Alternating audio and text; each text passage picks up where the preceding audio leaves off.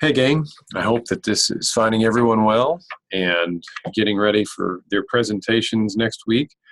So I wanted to give you all a quick tutorial on stats. And this is for everybody. I'm going to use some stats that I ran for some folks, but I want to, you can take some generalities from what I'm talking about here. So with everyone, first of all, with everyone, I try to explore your data first. So when I run the stats, I'm always looking to make sure that our assumptions are met.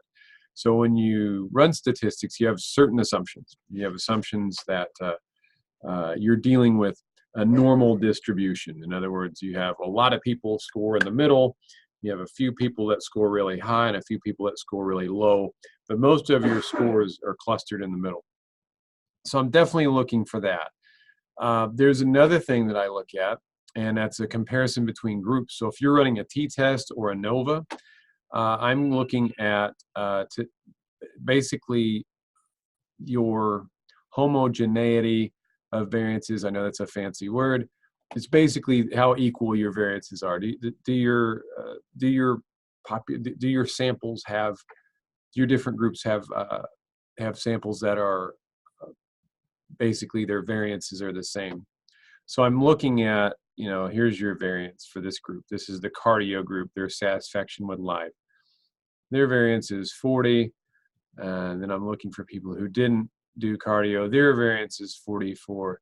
Generally speaking, if those are within half or within double of each other, if you more than double those scores, that can be an issue. If, say, this one, instead of being 44, is now 90, those aren't equal variances. So I'm looking for things like that. So you need to report in your stats that we explored to make sure that the assumptions for statistics are met.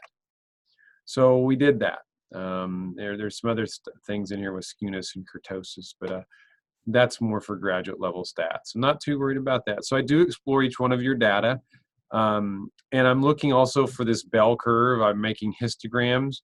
When I'm making these histograms, I'm looking to see, are most of the scores clustered here in the middle?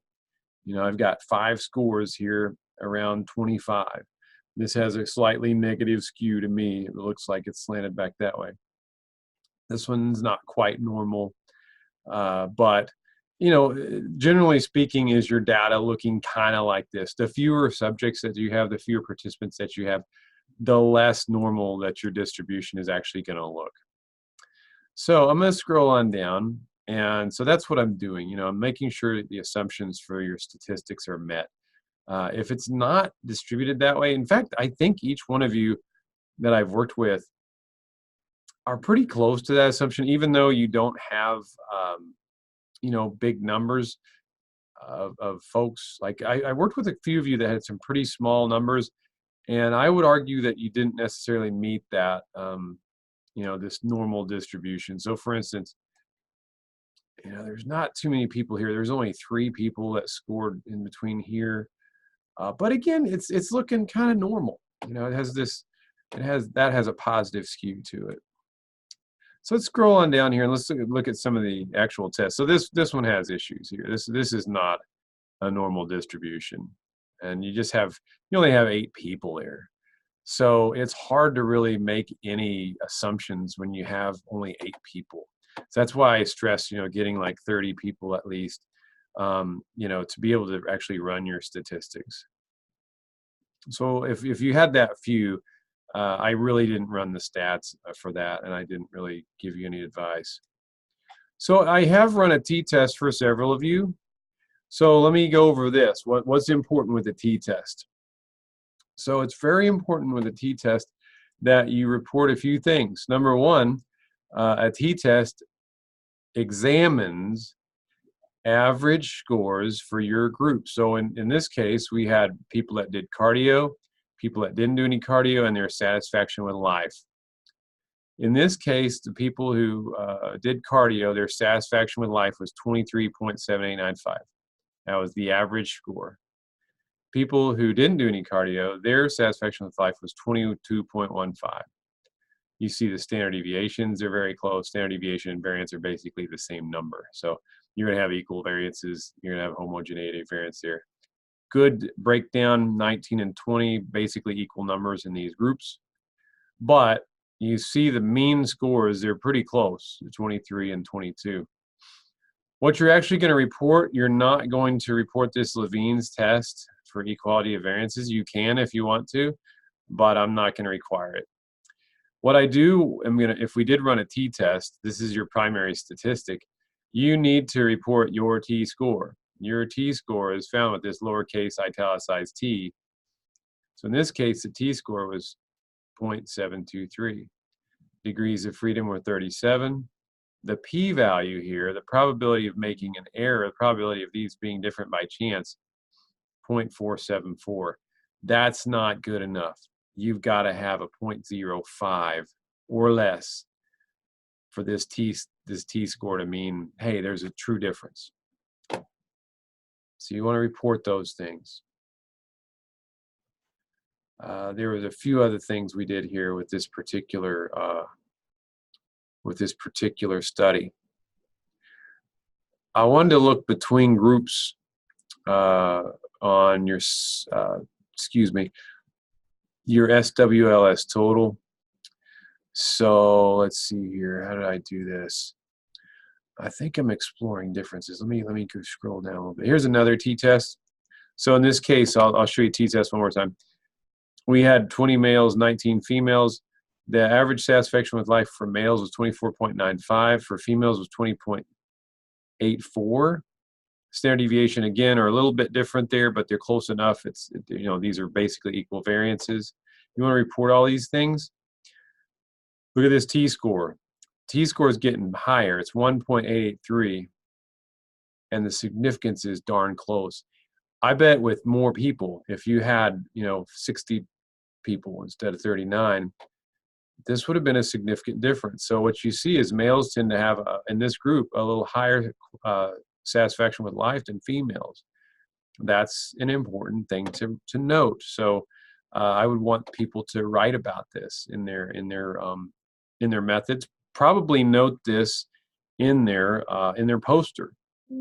So if you were making your poster, you would make a bar graph with a mean of 24.95 and a mean of 20.8421 to show those differences.